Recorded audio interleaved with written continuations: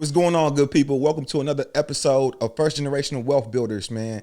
Today, I got my guy, Erik Chapman, with me, and I'm excited about this conversation, man. Introduce yourself, boss. Hey, Erik Chapman from PMI Meridian Management. Obviously, I'm the director of client relations for the company. Building those relationships with investors locally or out of state, that's my expertise. So I'm excited to be here with Erik and invited me out here to the podcast. So I'm ready to get started, E. Let's do it. So, although we on camera, I gotta let them know. We started off with some water. Erik was like, nah, bro, where the drinks at? So we brought the drinks out. Yeah, we gotta tell the people the real deal, man. So no, man, I've known you, man, for how long now? Man, it's well over 10 years. Man. Yeah. So we met through Eric Rhodes. Yep. Shout out to Eric Rhodes. Yeah, shout out to E. Yeah. State champ. Ah, look at him. Yeah. But nah, me and E, man, we met. I knew John Albrecht. Obviously, he hooped with you guys for a little bit at North Central.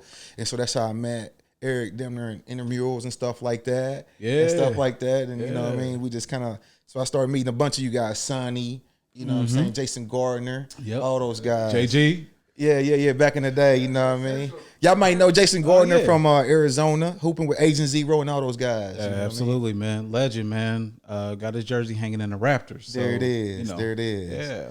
So, man, let's get to it, man. So, like, I don't know if you know, but I wasn't born here. I was born in Panama, man. So, like, I want to talk about our childhood. So, like, for me, a time where things shifted was obviously when I came from Panama here and I didn't speak English. It was like a culture shock.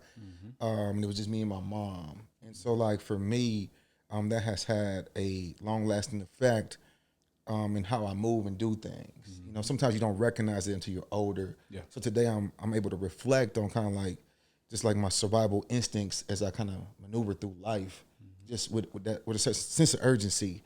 So, man, tell me about your earliest memory in life where you had a shift. Yeah. In childhood.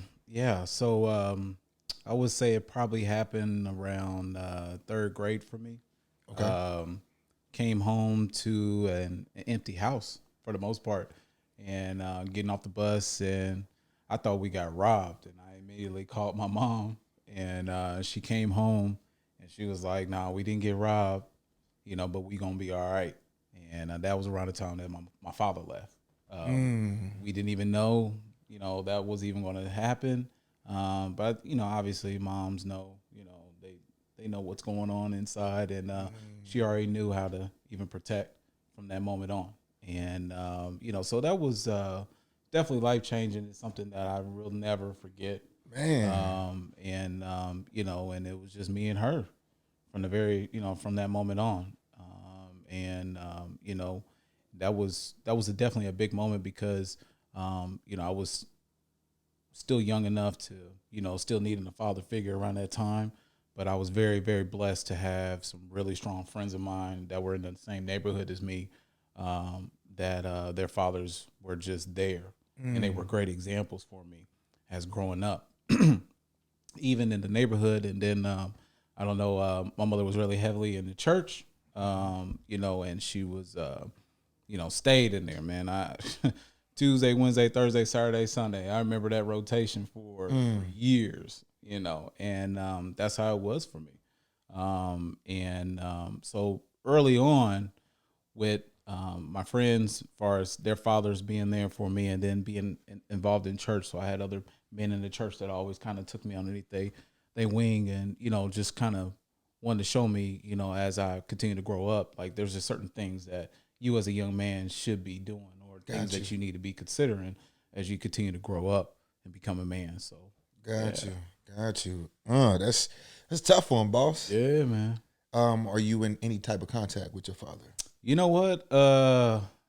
It's funny because you'll probably see this. I had a contact with him early last month for the first time in probably about 5 years. I've only seen him since then, maybe 6 times. I know that's pretty. I'm not saying it's custom, but a lot of men, a lot of my friends have been through that. But overall, it's unfortunate, man. And then he stays here in the city, which is crazy, Right. And for him to not really want to reach out, that bothered me early on as a child. I'm not gonna lie. I mean, it was I hid it. I was good at hiding stuff, and I didn't really, I didn't express it as much. Only person I really expressed it to was my mom, but she was like, "It's all right." Saying he gonna learn and he'll see it, for what it is. And I knew at that time, I wanted my name to be known, but I was gonna do everything I can to show him that I could do this without him. So I kind of had that same animosity and heat a little bit towards mine. Yeah. For me though, that's why I kind of like put so much energy into being a dad. My kids are a little older now. They gone out the house and they driving, so it's a little different. But when they were at home, like I just make sure that I left a different mark on my kids, therefore they wouldn't feel that void that I got. How did that affect you? I mean, do you feel like that affect you the same way? And fatherhood, yeah, it did definitely. I just couldn't imagine how someone could not be present. Yeah, I enjoy it though. Yeah, I love it. I love every minute. Maya is everything to me. How old is she? She just turned 5. Dope. Yeah, dope. so Okay. I mean, she's I saw that on Instagram with the balloon. Yeah, I saw that. Yeah, she's that's another reason why I moved the way I moved. Ain't nothing wrong with that, man. And she definitely I kicked in another gear. Okay. So for sure. All right. Yeah. So I didn't know you at this time. I'm at BD though. You about 2 years older than me, so I'm at BD. I got cut my sophomore year from the whole team. You got cut your freshman and sophomore year. Yep. You know what I mean? You got like that baby Jordan story. Tell us about that though. You know what I mean? Tell us about that. Yeah. Coming into high school in North Central was very competitive. And at that time, it was a lot of hoopers, bro. And it was just a lot of people that were out there, making a name for themselves. And, me coming in, I thought that I had a great chance, being in middle school. And obviously that didn't happen my freshman year. And, I was upset. That was the first time I ever been cut. I've ever been disappointed in, in anything as far as when it comes to sports. Gotcha. So, and then I went through that cycle coming into my sophomore year. I was like, yeah, I'm going to get back at it. And it was more of an education thing for me at that time. And they cut me based on, where I was at in school. And I wasn't living up to my expectations at that time. And it was unfortunate because, I think I'm not going to get into that. But for the most part, it wasn't good timing for me. And so I made it my sophomore year as far as getting through that year. Then I was like determined my junior year. I made it my junior year. JV, which wasn't what I wanted to, but I made it. And it gave me an opportunity to show myself playing. And going into the senior year, there was a lot of seniors. Okay. A lot of seniors. Yeah, was stacked. Yeah, a lot of seniors on the squad. And Mitchell at the time, man, shout out to Coach Mitchell. He pulled me in his office, man. I'm not gonna lie, man. And my boys will tell you this, man. He pulled me in the office after tryouts. Everybody was cut, and he pulled me in his office. He was like, "You know what, Eric? The rest of these coaches in here see something in you that I don't see. Ooh. So either you gonna have to prove to me that you belong on this squad." So the team's already made. So I go another week and a half in practice. Everybody got their own jerseys. Everybody got their own Reeboks on. We was signed with Reeboks. Everybody got their AIs on. Yeah. And I'm in there with my beat up North Central. This is like 90. This is like 97 then. No, this is 99. Okay, 98, 99. Okay, got you. And I was just like, man, this is for the birds. And like, JG and E Rose and all my guys was like, nah, E, you gonna make it. Just do what you got to do. And I did, but I wasn't just satisfied with just making the squad. I was like, nah, I need to start. Like, this is for how you gonna go from Not playing the star, boy. Go ahead, tell us about that though. Look, you know what I mean? What happened? Like, I had a vision for myself that year. Ain't nothing wrong with it. And you know, I mean, we played against Broad Rip, I think the first game. You know, I played well, and then we played against Lawrence Central. And I believe I dropped, I think it was around 18 to 20 that game. Me and JG were like neck to neck. And Mitchell at that time was like, I think we need to put Chapman in the starting lineup. And my guy, I love Dukes, man. I love him to death. You know, he wasn't a happy camper about that, but I had to take that spot, man.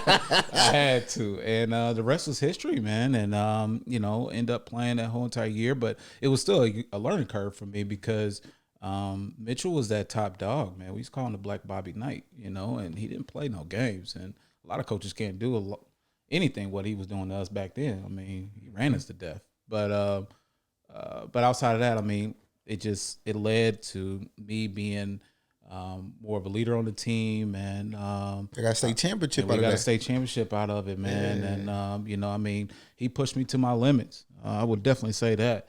And obviously, not having a father figure around that time, it was no pouting or nothing. You know, you had your mans around you, and everybody built each other up, and you know, we just had each other's back, and you know, that's what I built that foundation on. You know, with everything that I do. You know, I mean, you can't sit around and pout. You got to keep moving. And, so yeah, you know, I didn't run track until my sophomore year. Mm-hmm. You know what I mean? So like, I used to play baseball. You said your first sport was soccer. Mine was baseball. So I had a similar story a little bit, but you know, I say that to say though that sports really kind of became that father figure. You learn so much. You get knocked on your ass, you got to get back up. Mm-hmm. So like it definitely nurtured me. Yeah. In a tough way. You know what I'm saying? You lost, you got to go work harder, bro. Right. Come back. So, man, I think we parallel in that aspect, man. So then you go play JUCO. Yeah. Okay. Played in Illinois, small JUCO school in Robinson, Illinois. Then after that? Then I transferred to Anderson University, which is not a collegiate, high-level university. But it was perfect for me. Okay. And, you know, I ended up playing with two of my guys from North Central. So it made it even better. Gotcha. But your brothers with you. Yeah. Yeah. We had a great time. I mean, you know, it's a Christian school, so it kind of fell back on some of my foundations, what I was growing up with as a child. And, it worked for me. Got you. And, then, after, my senior year, I was very blessed and fortunate to have assistant coach by the name of Chad Briscoe was like, hey, I think you could take it to the next level if you could, you know. And I'm like, yeah, for sure. Let's send some stuff out. And a lot of other countries, one in particular, I want to say it was I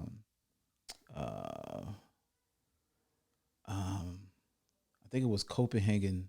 They thought I was a lot taller than what I was on the tape because I look kind of tall, but I'm like, nah, I'm only 5'10". You know, and they were like, no, that's not gonna work. But mainly a club in Sweden. It's pronounced Necra. Hey, that boy got that accent. You hear him? He said Necra. Yeah.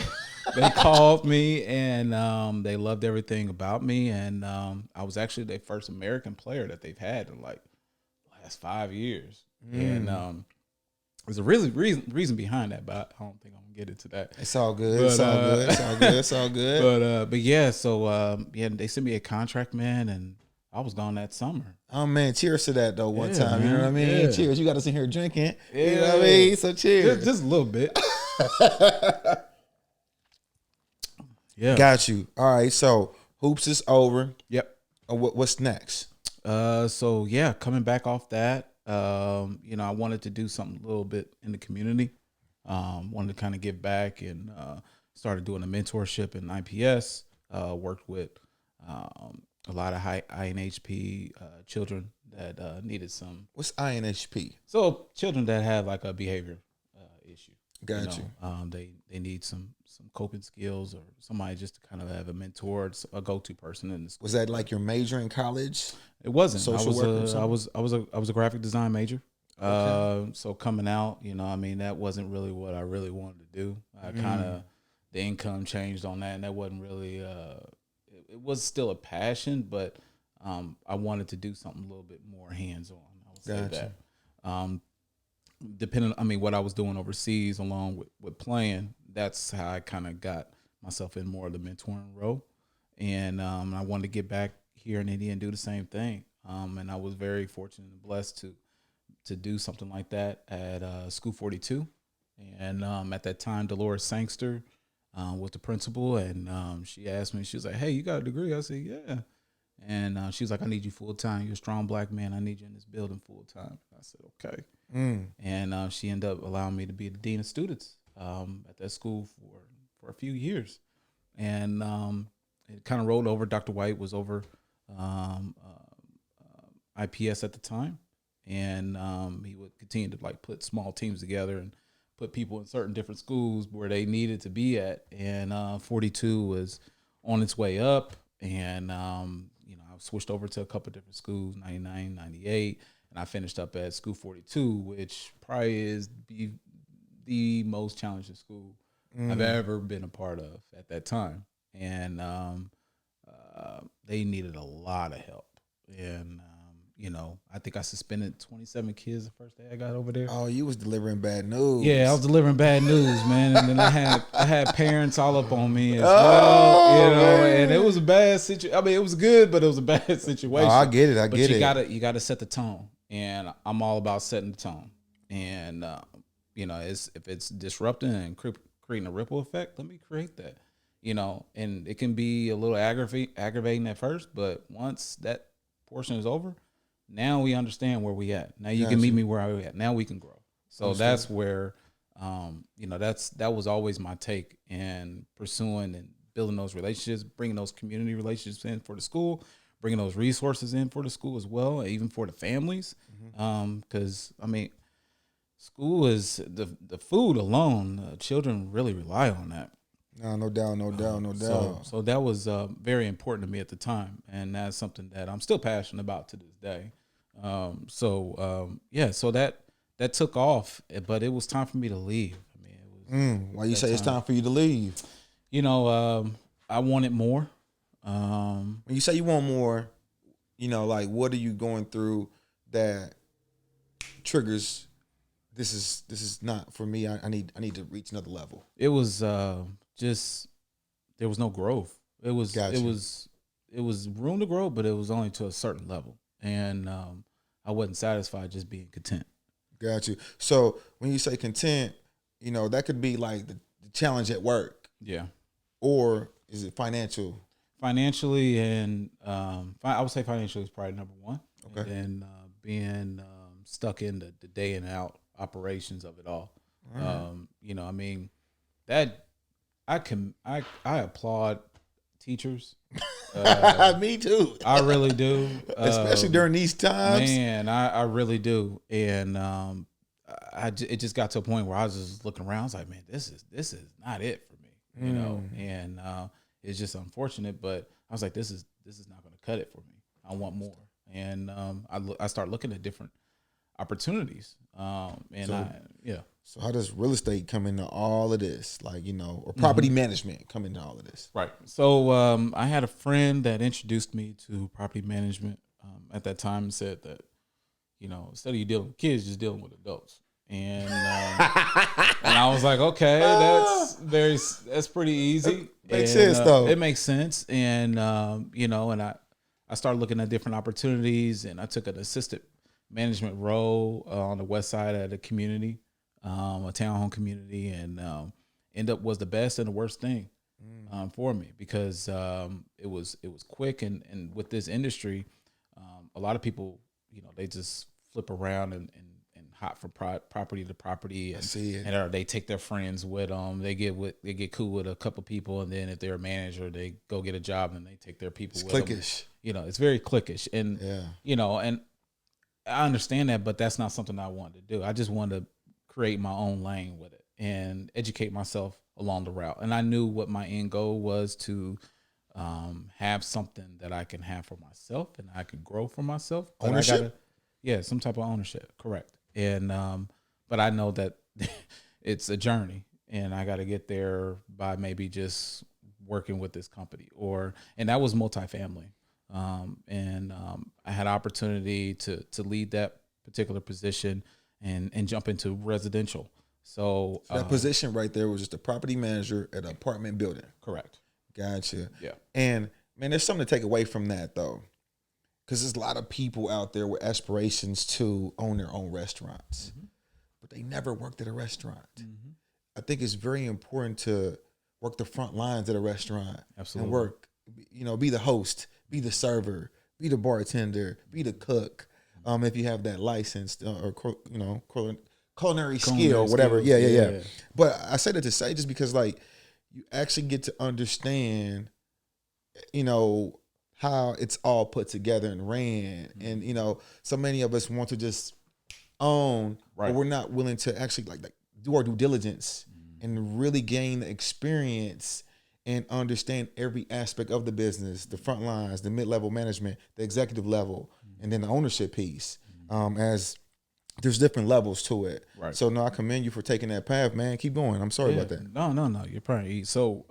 That took me into jumping into a residential company, and that's what took it to another level for me, understanding the ins and outs of working with vendors, contractors, bids, doing different type of concessions, handling evictions. At that time, I don't think we was doing it the right way, but when I first got on, they gave me a list of 60 properties and they were just all over the state. They was like, drive to them all, see if you can contact these tenants and get them out the house. That was my first objective. Oh, they had you playing bully. Yeah, so I was a bully dude, and I'm like, man, I could be a bully on the court, but that's not my personality. Right. So, that's not. It's me, but it ain't me. But so I took it. I was like, okay, that's cool, And I drove all over the state, and some properties we would just take doors off and get people out, and give them like a week to get their stuff out. Oh, and, that's different. Yeah, and I worked with some really good guys. I worked with, man, a strong team, real strong group of turn and rental guys. I learned a lot from them. But anyway, they used to come with me and they'd be like, hey, E, we're going to take this door off. And I'm like, all right, we're going to come back in a week. You just take that boy off the hinges. Yep. And I know it's illegal. You can't do that. Gangster. Yeah. So, these people are like, they're like 6-7 months behind. They almost close to, $5,000 to $7,000 in the hole. So we had to do something. What happened to just filing a regular eviction notice? After 14 days, no payment, going to court and the court getting them out. What happened to that? Yeah, man? I know. This company was not as organized as they should have been. Okay, gotcha. I would say that. Okay. But they paid well, and they was willing to take care of me and allow me to, grow in the company. Okay. But I was still a rookie in the residential. I was like, okay. So I was still learning as I go along. And when we got to the point where we got people out, I was just using simple methods of, simple marketing methods is getting door hangers, putting our logo on there, put them on, both the properties on either side and 3 across the street, providing, hey, find a tenant for your neighbor and, pick a neighbor type situation. We'll give you $100 gift card. It was like, it was instant. It was about what time is this? This is what year is this? This is 2014. Okay, gotcha. Between 14 and 15. Gotcha. So you're using some old strategies. You're not using the internet or anything to market your properties, basically. We were at the time a little bit, but I think a more direct marketing was around that time with signs and we would do hanger. It just worked. Gotcha. Because the company necessarily didn't have a website per se to put their properties on. We just utilized Rently a lot. And then what's Rently? I'm sorry. Rently is a lockbox showing system. Gotcha. I still use them to this day, but so how does that work? Well, you just set the guidelines to whichever property that you have, for as allowing prospects to come in and out of the property to tour. You don't have to be there to show it. And you don't have to be there to show it. So you give me I go to Rently, get the lockbox code to property 123 Main Street. Yep. I go in there and I look at the property, lock it back up. I go into the app, let you know I'm out. Yep. No, you necessarily don't have to let us know you're out, but we encourage you to. You'll get a questionnaire, and it'll give like 5 basic questions. And usually the ones that are like yes, yes, yes, yes, yes, I want to move forward. They fill out an application. So Gotcha. it's an easy format. It's an easier format versus trying to set up a time, get my leasing consultant out there to sit, wait. They may be losing time. People may not show up. Now you're burning gas. Now I got to pay you for mileage. We take all that away. But this is the thing, though. Sometimes, you know, not even sometimes, lots of times, there's always an emotion when you make a purchase. And you don't think that not having the personal touch, you lose a little bit of edge in selling or leasing properties? I mean, what you think? I think so, a little bit. You can, but I mean, at the same time, I am representing the owner, and this is his asset. So I want to take it as serious on my end. If it is my asset, particularly, they might be out-of-state investors. So I can imagine investing out in California, and I got to find somebody to go walk my property that I just purchased, and I got to trust them to have a contractor to go do exactly what they're going to do. I mean, like, that's a lot. That's big. There's layers. There's definitely layers to it. So okay. So what's next after this company? Oh yeah. So I love that. I had a great time. Then I wanted to do a little bit more higher end. So I was down at 9 on Canal. Okay, that's downtown Indianapolis. Yeah, downtown Indianapolis. That was a dope little situation. Yeah, with that the was pool over the city. Yeah, so that took the customer service up to a level. You got some coats, you got some placer players that live there. You got a lot of owners, business owners, lawyers.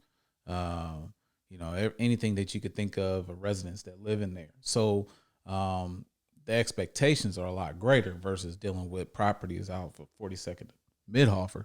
Versus, you got a one studio that, somebody pays $1,350 a month on, Gotcha. So, it's a different type of level of customers that you're dealing with. So, I was very, very fortunate to work with some really good people.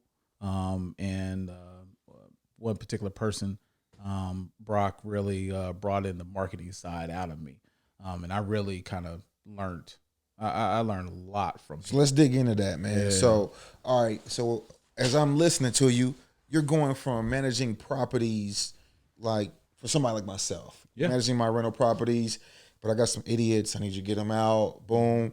You go through that. Now you're going down to the spot at the canal. Now that's an apartment building. Yes. All right. So it's luxury. So you're now working with a community that's right there with you. And then this guy turns you on. What did you learn from him? Man, just how to utilize what you already have. Give me some examples. Well, I mean, like if I have some pretty high-end social media influencers, why don't I throw an event for them in order for us to market the building even more? And then they can tag and repost, and get those numbers up as far as social media presence, which will allow people to search a lot more for our actual building as far as leasing. So now you went from using more of a traditional tactic to now kind of adapting to the current wave at that time. Correct. And so that was what, 16, 17 down there? Yeah, about 17. Yep, 17. Yep. Yeah, because I do remember you marketing parties and celebrities down there. Yeah. And that gave it a lot of exposure. But I mean, it was such a dope setup. Yeah. That if you were single, young, like it was attractive. You were on the canal. Yep. You had the nice view. So now I get that. Okay. Yep. What else did you learn from the dude? Man, just being knowing how to manage a proper team.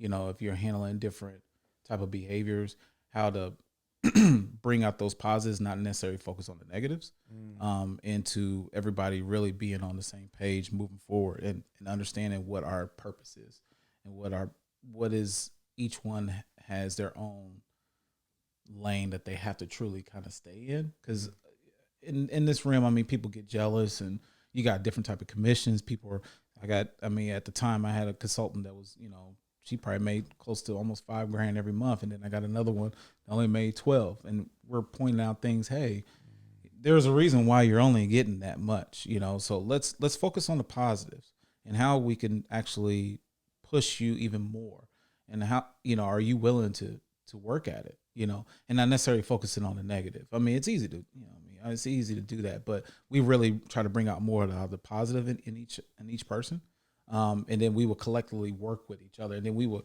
constantly, you know, have meetings about it, but not necessarily making them feel like really overbearing at a time, but it's just really just having that type of relationship and working with each other moving forward. Got you. So it looks like he enhanced your leadership skills. Yes. And management skills as well. Absolutely. Yeah, Brock, I mean, he's an out of box. He's an out of box type thinker. Nothing wrong with that. I like it. And you know, I was very fortunate and very blessed to have him at that time, because that actually led into where I'm currently at right now. Okay. So that's PMI, right? Correct. So with PMI, are you a partner? What's your position there? Yeah. So I'm partnered with my actual his name is Ken, and he's the one that actually found PMI, and we went out to Utah and did some training out there for a whole entire week, and we just hit the ground running. So it's a franchise organization. So PMI is a franchise. Yes. You go out there and get trained. Yep. On how to basically do property management. Yes, and how to collectively get clients, acquisitions, understanding your current market, where it's at, and what people are actually looking for. Hold on, that's a whole lot. That's a whole lot. So if I want to start my own property management company, yeah, where the hell do I go to get my own PMI? I don't want one, but like, you know what I'm saying? You know, where do I go to get my own PMI? What's in Utah? Oh man, our headquarters is there. Gotcha. And I believe there's what's it called? PMI? Yeah, PMI is Property Management Inc. Corp. Understood. So there's 250 locations across the nation. Okay. And they're constantly, people are always buying in and opening up their own management company. So you get the tools, you get the back office from the franchise, you get accounting. So you pretty much have a team that's working directly with you from their corporate office until you get to a point where you can you feel comfortable and you can take off from there. But you still got to pay those royalties. You know, they have you in those royalties for X years. I go in there. I want to do EA's property management. Yep. But it's obviously PMI, so I go in there for a week. Now, I understood that property managers have to have a real estate license. Is that true? Correct. Do you have one? I do not have mine. Okay. Yet. But my colleague Ken does, so that allows us. So that's the umbrella that you guys use. That's the umbrella that we use. So then we get educated. We got our license. We get started. They basically equip you with the things that you need to really to get started. So basically, you just need to follow the play, execute the play. Absolutely. Now, what type of commissions do they take? I mean, there's different type of percentages in each door, because we use their software. It's all a package deal. Okay. So yeah, there's a small percentage per door that they take. Gotcha. What's that small percentage? If you don't mind me asking. 2%. 2%? 2. That's not bad. Yeah. Okay. Yeah. Okay. So, all right. Now, from that, do you go out and get your own book of business, or can you purchase a current book of business? Well, you can do both. You know, I mean, we actually grew the company organically, and we do acquisitions as well. So you basically are saying that you went out and got your own book of business. Yes, So you had to start off with zero. Yeah, we started with zero. What would it cost to purchase a book of business? Just give me an example. Let's say 100 doors. What would that cost? What would that cost? I mean, each client is different, but it depends on the income that it's producing. And then obviously, we're buying the contracts, not the actual doors. Gotcha. So let's say you had 100 doors. Yep. I come to you. We're evaluating your rent collections. Yep. And then, you know, basically your what's that called? Rent roll. Yeah, your rent rolls. We're evaluating rent rolls, and then we're putting a 2% tag or give and take whatever they want for it. and then I take over, I buy it, and I would just keep steamrolling. Correct. Now, in this situation, you say that once you are at a level where you could have your own team, you could use their systems, you'll still pay a small royalty, but you could basically do what you want to do. Yeah, I can still do what I want to do. Is that one of your goals? Yes, that is a goal of mine.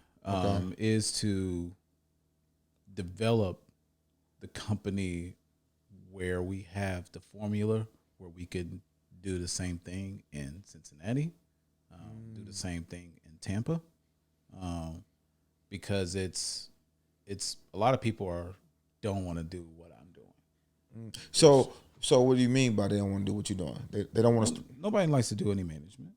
Nobody wants to deal with tenants and 3:00 phone calls, important, emergency work orders that come in on the weekend. Nobody wants to be bothered with that. But somebody has to, and it's a reason why other management companies are very popular, and they accumulate a lot of doors from maybe one owner that may have 1,400 doors, or they may have 147 clients that each of them have 2 doors. It's a game that a lot of people don't necessarily want to play. Hell, I don't want to play this shit. So let's go back now. So you started at 0. Yes. All right. So your guy got his license. You go out there, train with him. Yep. He offers you a salary, I would assume. Yep. All right. And so, like, you're at 0. Yep. What's the first move you make, bro? Man, we actually did something that was kind of unheard of for the PMI brand. During our training, I think it was our 4th day there. I had a potential client going in before we even left, and I just threw something out there. And during the training, like wait a minute, what you throw out there? Talk to me. Well, I mean, like I just threw like a quick message on. I think it was on Bigger Pockets. Okay. About hey, out of state investors, a local up and coming property management company coming soon to Indianapolis. Blah blah blah blah. And I received a few messages, and one in particular, I just want to kind of go in Utah with some type of ground that we can really work with while we're there. And in one of the trainings, we was doing cold calling, and I hate cold calling. And I was like, well, I got 5 people that already reached out to me. Let's call them first. Right. They're warm leads now. They were warm leads. Yeah. So they already knew. Okay. And the first 3, I think they were just like, no. And then the last one was my guy, Aladdin. And he was we had a great call. Aladdin, like the carpet dude? Yeah, man. Okay. Just check it. Yeah. And I mean, you got connections in Disney. He's from the Bay Area, and we had him on speaker, and the actual one of the vice presidents for the company for PMI, and I want to say the owner was in that conference room at the time, and we ended up closing them right there. And they was, as soon as the call was over, they was like, "That's never been done." You know, we've never had anybody come here and actually close on a client there during training.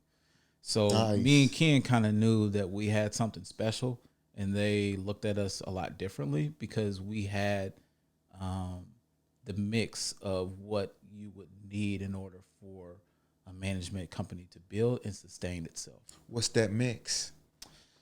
I would say we both are passionate about what we do, but at the same time we are aggressive, but we are smart in what realm, how fast we want to be aggressive in. And Ken he's a numbers guy. I'm a person that I can sweet talk people. I can get people to communicate with me and talk to them and get them in as clients. And Ken, he can close them all day long. Gotcha. You the car salesman. He the finance guy. Well, I mean, I close people now. I mean, Ken don't do anything no more now. But in the beginning, that's how we organized it. So to stay right there, what are your responsibilities when you are 1 to 10 doors? What are his responsibilities at that time? So like if you would just be like, hey, E, I'm coming in. You coming into this? Yeah. Big brother me, man. So Yeah. what do I need, man? What set me up? What do I need? At that time, I was pretty much doing everything. What's everything, man? Like, let me so- know what I'm coming into. Yeah. So basically, putting all the contracts together for you, going out and get my maintenance for all your assets. If you had one property, I will do a soft inspection. Either if I didn't have one, I'd be calling all the contractors that I do have and a list of references that I received from other realtors or brokers. And then at that time, we'll walk the property, get it assessed, get back to you as the owner. Talk over things that if the property needs to actually get it rent ready versus you trying to sell the property. We will actually go through those things, put a sign in the yard. I would do the marketing, get your property on 30 consumer sites. We utilize Rently, get those prospects in the property, have them put in an application. I run all the applications, making sure that they hit all of our stars for the property. I would communicate back to you.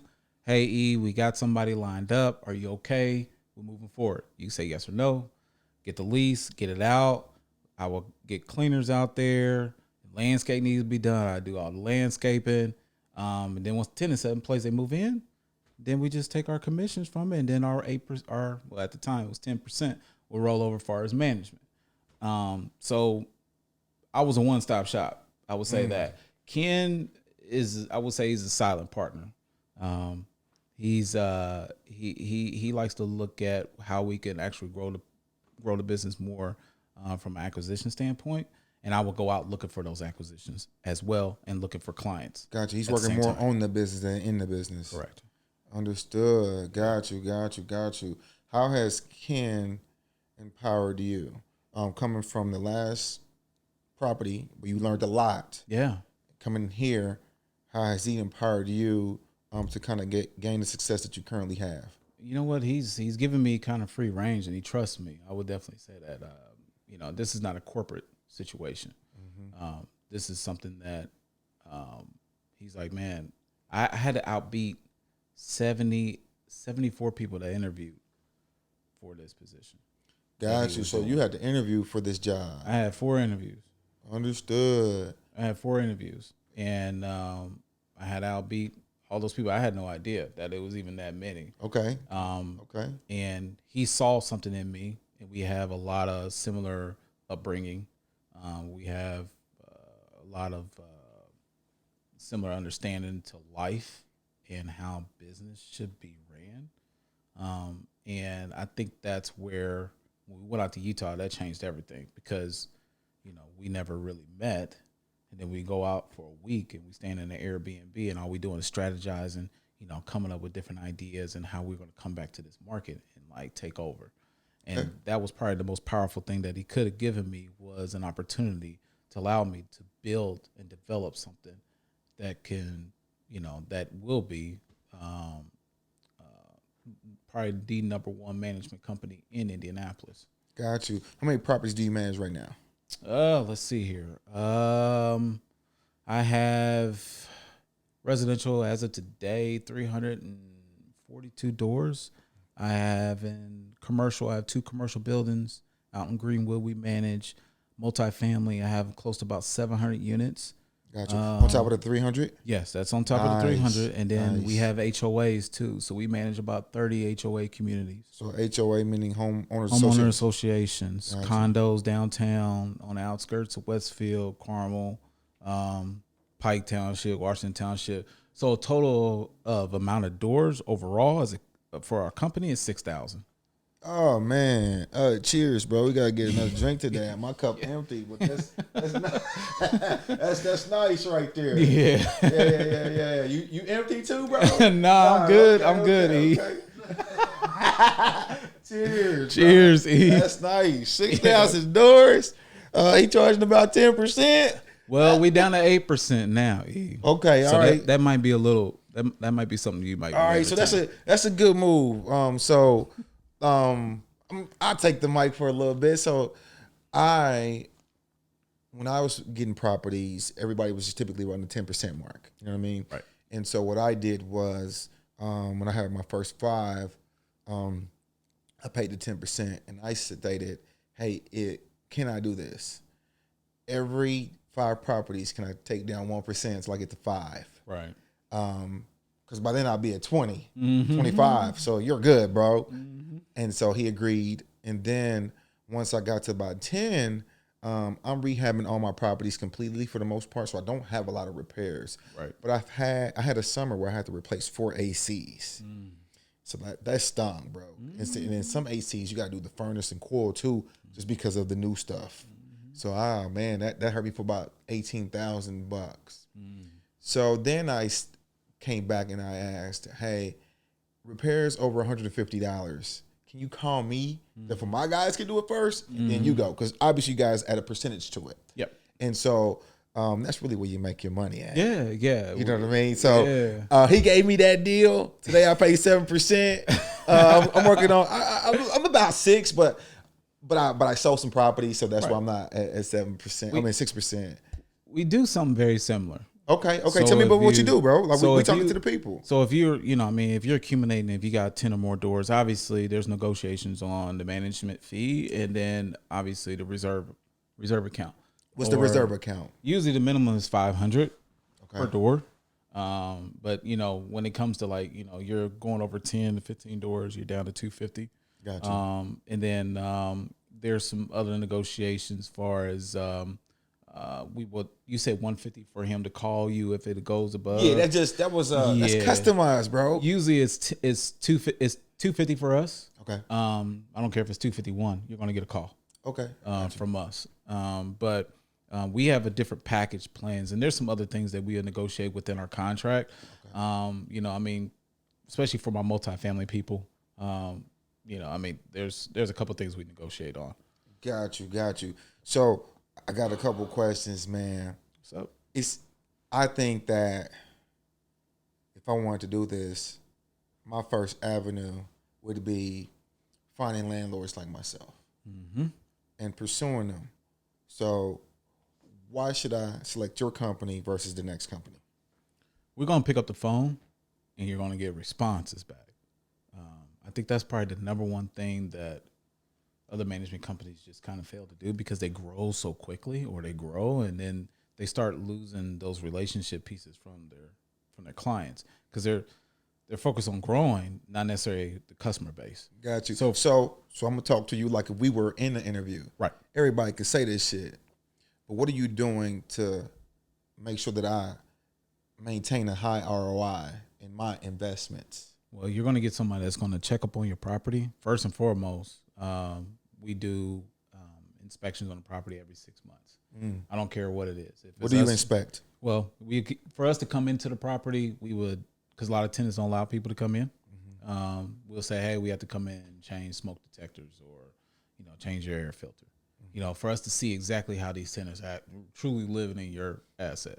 So, now, for us to get in there and get pictures, we will report that back to you and be like, hey, this is what's going on.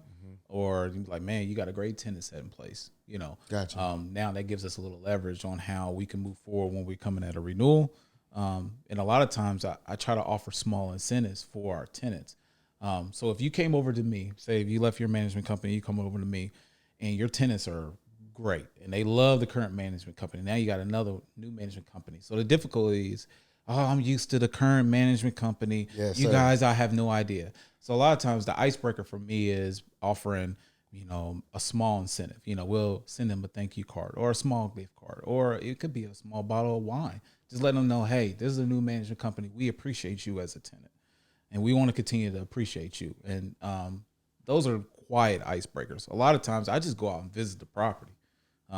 That face-to-face, a lot of people just kind of take advantage of, and they necessarily don't do.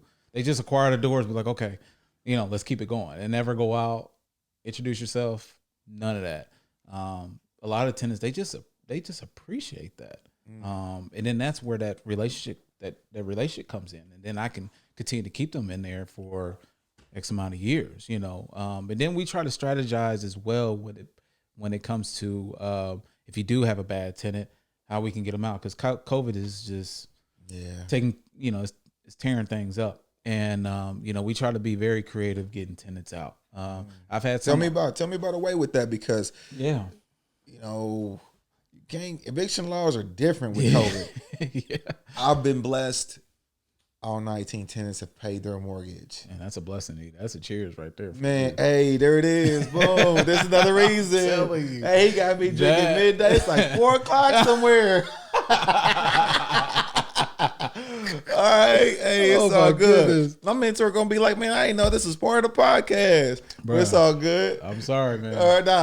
Whatever you had to do to be comfortable. So, all right. So tell me about that, man. What are you doing creatively to get people out during this time with COVID laws restricting evictions? Yeah. I know some of the things that we're doing. I mean, each owner is different. Like some tenants put themselves in a position where we have to move forward with either going out to the property. I mean, I've gotten move-in trucks for them.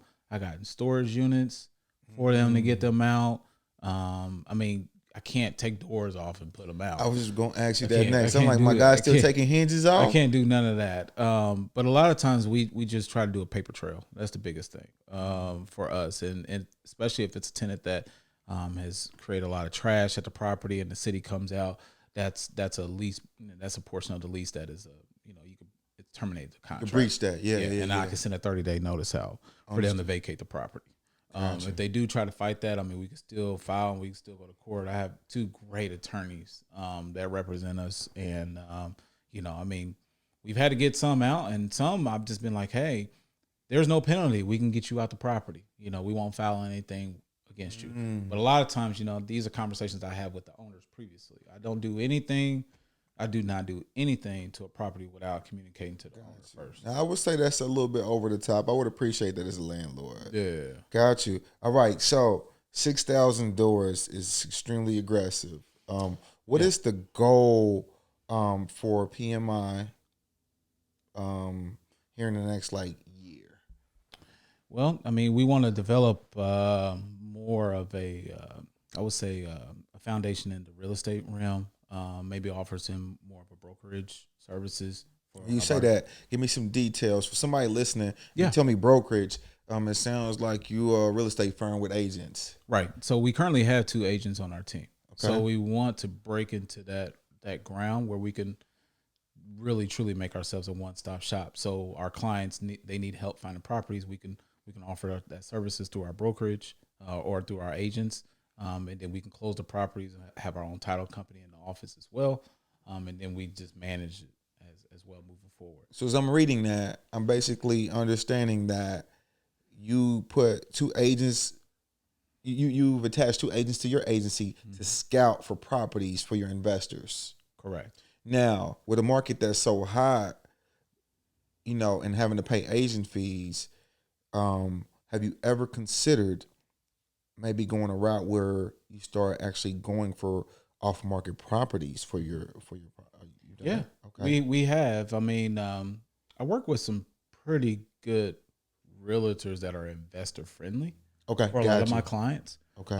So they will either have properties off market, or a lot of times we will just share properties within our own network of our clients that are looking to sell their portfolio.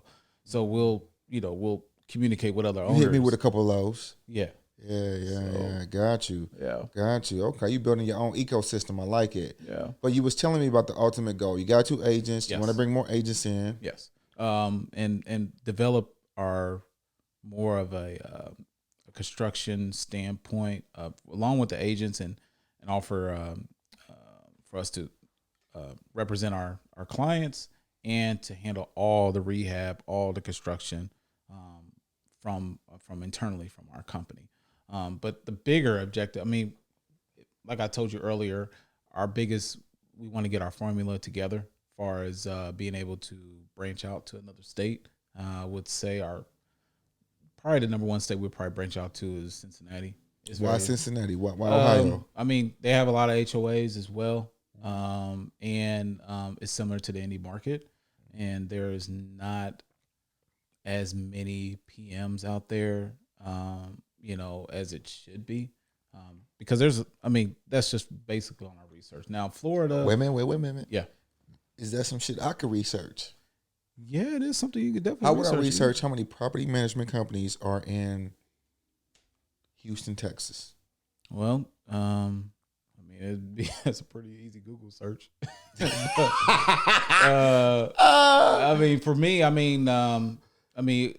for us, we just search on seeing who's pretty active and who has amount of doors. And so you're looking for activity. I'm looking more on activity and who's actually doing something out there. Understood. And who is actually focused on a certain type of area, if it's C or better. So I'm gonna bring you back. If I go to a Google search, how do you determine?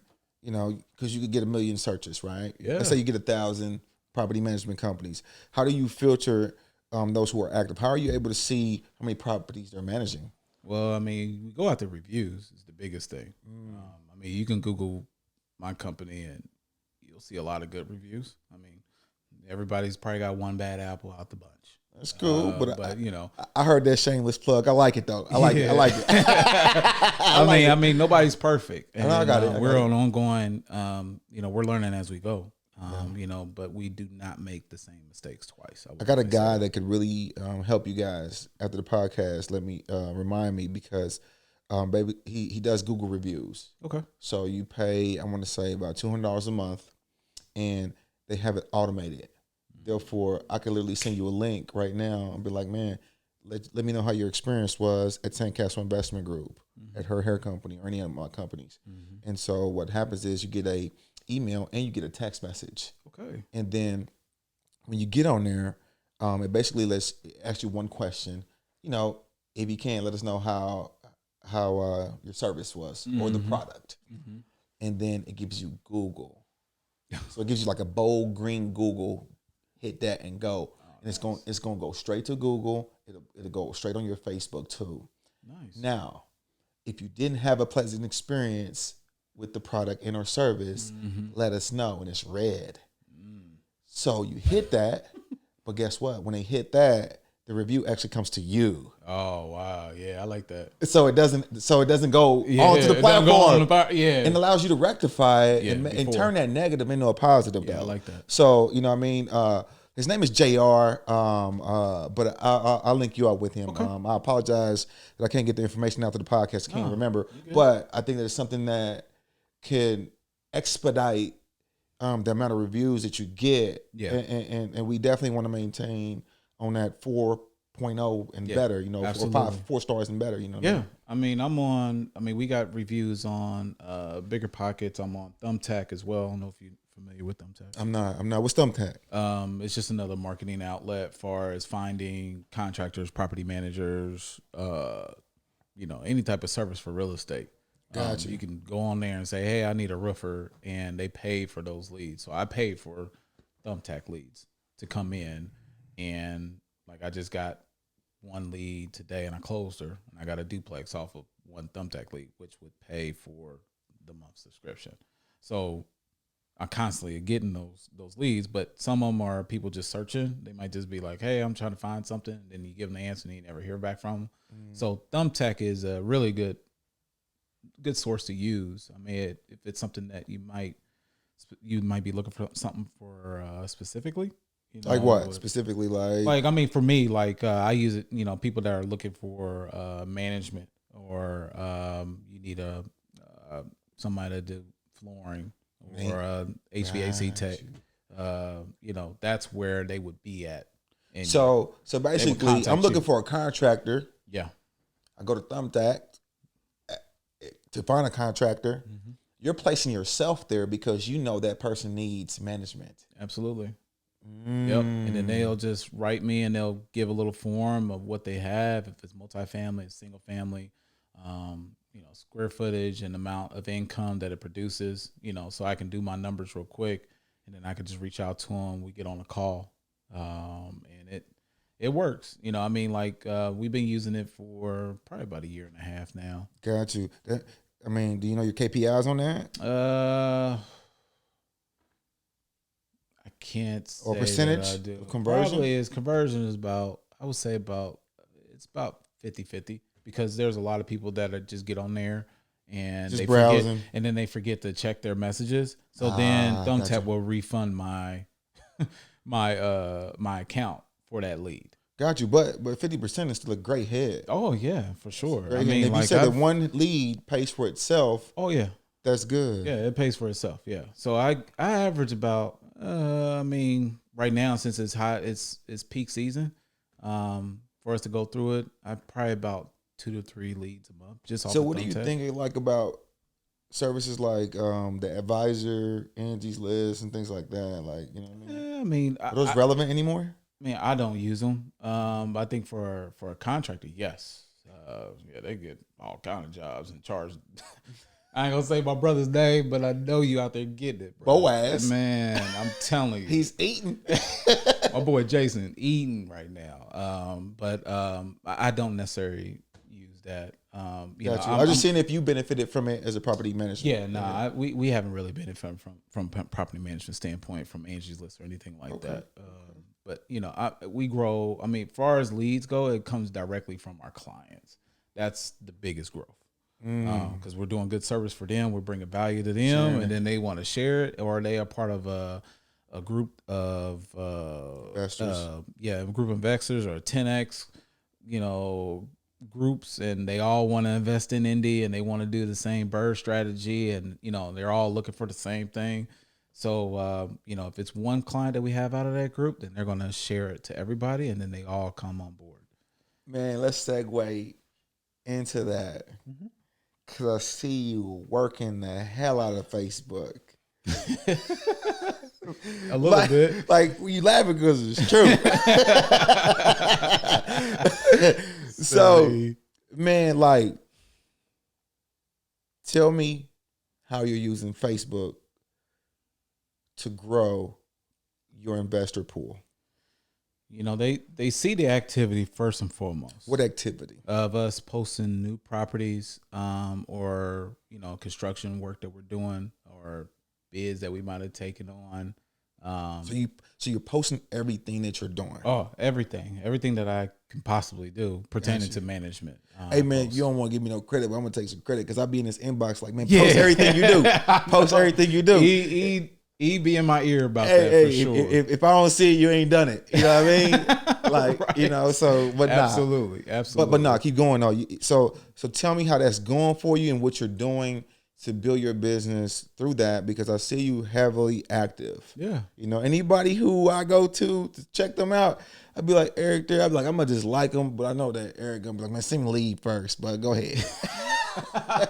It's been working. And it's a combination of doing the stories, and building up our business page, trying to get more of the followers. It's an ongoing thing. Definitely. I've been getting, I've personally leased a lot of properties just off of just a simple story. And people are like, where is that at? And I just direct them to our website, or I tag our website on there for them to set up a showing, and then they can go see it. The activity has been generating a lot of curiousness, people being curious about what we do as a management company, or what I just do in general. People are like, what do you do? And I tell them, they're like, oh, well, that's pretty cool. Well, I got a property that was inherited, through my grandfather that passed away, and I may need your assistance. I'll be like, great. And then they end up calling me 2 weeks later, and I'll go out to a property, I'll do a basic, report for them, and, it kind of goes from there. And then I'm doing a video on their property, or I take pictures with them, and, I ask them to leave us a Google review. So it's just it's a cycle that I've grown accustomed to doing now, because I am not doing the day-to-day operations. I don't go out, lease. I don't do renewals. I don't really necessarily walk properties. So you got a team now? Yeah, I got a team now. Okay. So I've delegated a lot of different things to other people to do those things. So I like it. I freed myself up to just solely develop the business. That's it. Okay. That's my main role. So, every once in a while, if I got to dive back in, some owners ask me to be like, hey, what's going on with this? And I have to dive in, maybe even to help keep that relationship and nurture it. Yeah. And nurture it as well. Yeah. And because they're just like, they love me, but they don't necessarily know everybody else. So I encourage my team to continue to build those relationships with our clients, because they're going to love you just as much as they love me. And then they probably will, that's when they go out and they tell, their colleagues or their colleagues about PMI. To make a long story short, I got a client that she bought 3 properties here. Her boss caught wind of her buying properties in Indianapolis, and he asked her, "Hey, who's your property management company?" And he called me that day, and he's the CFO of a high end IT company out in the Bay Area. And this dude buys, I don't know, 5 properties a month. He was telling me about dude. And that's and he's like, it was solely just off of your relationship that you had with my financial advisor. So it's Got you. And that's how it works. But for the media, I mean, I just try to put as much content as I can out there. Got you. So that was great on PMI. Let's talk about Erik. Okay. I mean, you're doing a whole lot. So, you really starting to flex your muscles. Sometimes we've had wholesale deals in between each other. So, how have you leveraged your position to kind of also make different moves in real estate?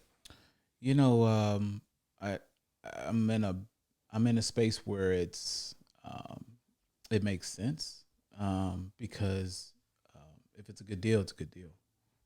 But I have utilized my portfolio, my platform, I would say, to expedite a few different opportunities. Talk about them. Like, when you say opportunities, what type of opportunities? Because somebody listening doesn't understand the different opportunities that you have in your position. Yeah. So there might be trying to think, like a new client. They're might be working with a realtor that they necessarily don't like, or they haven't really produced an opportunity for them. And I'll just say, hey, I have an opportunity for off-market properties if you're interested. And they say, yeah, great. And I'll send it to them, but I always communicate them directly to the actual seller. And, and I put them together. I know everybody does it a little differently, and everybody likes to be controlling the deal, that's the ideal thing to do. But for me, it's not my main gameplay. It's more of a side thing that I do. It's an accessory to what you're doing, right? Exactly, and it's not. It works for me. I would say that. I mean, I'm not out here trying to get 10 to 20 deals a month. I mean, that would be great, but that would take a little bit of flex away from what I originally want to do, is develop this company and get it to the the income that we want it to be at. Gotcha. And so, I mean, for me, so I do have the client base to where, I have buyers now, but inventory is everything. So I try to utilize what I do have in some clients that are looking for off-market properties, and I mesh them. I keep them together as far as the seller and my buyer, and I want them to all be on the same page. Usually, I'm just a middleman, and I coordinate that with them, and they just pay me a small little fee. I'm not trying to get rich off no wholesaling or nothing like that. That's stuff that goes towards my daughter. So for me, but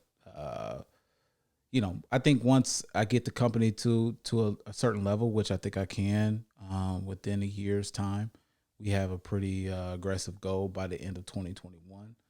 I think I will look at doing other things with my time. Gotcha. Because it will free up a little bit more. But I think I probably would kind of re-strategize the wholesale game, because there's different lanes that have been presented to me by even some of my clients. Some of my clients that have came in as clients, and they've opened up a wholesale business in Indy from California. It's like, how you doing that, man? You know what I mean? Like, virtual wholesaling. Got you. So now, I asked you earlier. I didn't really get a concrete answer from you. Okay. But you mentioned that you had an aggressive goal for 2021. Yeah. What is that goal? One more time. We want to get 1,000 doors in residential by the end of 2021. Gotcha. Yeah. Woo! That's aggressive. That's organically and acquisitionally. So I'm constantly in touch with other property management companies to buy them out, or I need more multifamily. Now you Pac-Manning. Yeah. Now you eating Because eat now boys. we can buy people out, and you know, multifamily is where it's at, and that's what's going to get to my numbers quickly. And I have the team that could support it. Gotcha. Because we have the corporate end, and then I have my accounting team and my managers all in house too. What's your? I know you got the corporate team that supports your business. What's your team like in Indy look like? Yeah. What's your structure? Yeah, we have 15 employees. I have 3 in accounting. Right now we have 3 HOA managers, myself overseeing the residential. I have a maintenance supervisor, but she actually is an asset manager as well. So she works directly with clients, and she's actually out right now with a client of ours from the West Coast, out driving properties and looking at properties. And we have a leasing consultant, and then I have a president as well. So he kind of oversees and like the face for HOA and our residential as well. Got you. Hey, that's huge. Coming from 0 units. 0 units, man. It was just me in a little basement out in Greenwood. I remember that. In a lawyer's office. We was talking in your yard about this. Yeah, I'm freezing my butt off, man, in a little basement. I'll never forget that too. You know, we got a really cool space downtown. You know, I love our office space. We're looking at other office spaces as well, and do kind of like a triple net type situation with other tenants as well. Okay, so that's a triple net lease you're talking about, right? Yeah, that's what we're looking at. So that's basically like where you lease a building, and then you pay the taxes, maintenance, and insurance as the leaser. Correct. Gotcha. Yeah. All right. You're not looking to own? We are looking to own it outright, but we're looking to place those tenants in with triple net leases. Understood. Yeah. That's definitely a subject to be talked about. Yeah. Man, congratulations. That's huge, brother. Man, it's definitely a blessing. It's not just me, man. How long you been doing this now? Management for the last, I would say, 8 years. No, but with PMI. PMI is 2 years right now. Man, that's we rapid. grew that quick. Big boy flex. I like that. Yeah. So we grew pretty quickly. So that's why we're excited to take it to the next level, get to some different states. You know, we looked at some couple options. Like I said, in Tampa, there's no HOAs in Tampa. There's no property management companies that deal with HOA in Tampa. And anytime you go down to Florida, it's condominiums and HOAs. Understood. So it's a blue ocean opportunity. So gotcha. We just trying to, you know, set up strategically and how we want to move forward with that, and you know, hopefully, you know, we can get down there pretty quickly. All right. Before I let you go, I gotta ask you something. Do you invest? I do invest. Not in real estate right now. Understood. I have my hands in more of the trucking business right now. Okay. So, but I have a plan, but I will be investing in real estate definitely this year. Cool. I was just kind of curious. We talked about everything else. Yeah. Just kind of curious. I mean, with all this opportunity swarming you, I didn't know if you snatched a couple deals for yourself. Yeah. You know what I mean? I mean, there's one on the table for sure. It was similar to what you talked about on one of your podcasts, reaching out to a fellow client or somebody that wanted to do a partnership with you. So I have something like that in the works currently right now. Nice. So I'm pretty excited about it. Okay. You know how I am. I don't talk too much. It's cool, man. This is show. This is for the first generation wealth builders, baby. We empowering in this thing, man. Man, I want to thank you, man, for coming out, man. You know appreciate what I'm saying? you, you got me drinking in the daytime, bro. It's comfy, bro. Here we go. It's comfy. Hey, so man, thank you again for coming out, man. I wish you the best of luck. I hope you get to that 1,000 doors this year. Thanks, you know what I mean? That's man. Big, man. Yeah. That's a lot of growth, brother. Yeah, it is, man. It's a lot of stress too. Yes, it is. Woo! Yes, it is. I got a couple gray hairs. Just a couple more. Just a few. Hey, so check this out. This coming Saturday, me and Antonio Lisenby have a mastermind coming up. The seats have filled up very quickly, but we have a few left. If you're interested, man, follow me at Entrepreneur the Entrepreneur on Instagram. DM me, let me know you're interested.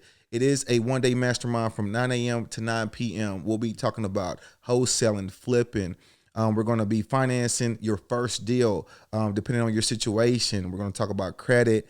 We're also going to have a situation where somebody teaches you how to automate your own Amazon store and create passive income. It's a great opportunity. We're taking a limited amount of students as we want to work with you and work on your personal vision, meaning that, whatever is for you, we're going to try to like shape it and set your goals together and give you the tools that where you could shoot and achieve everything that you want to do in real estate. If you're interested in doing that, April 24th, DM me at Entrepreneur to Entrepreneur on Instagram and we'll talk about it, man. Until then, I see you on the other side. Woo, we out this thing.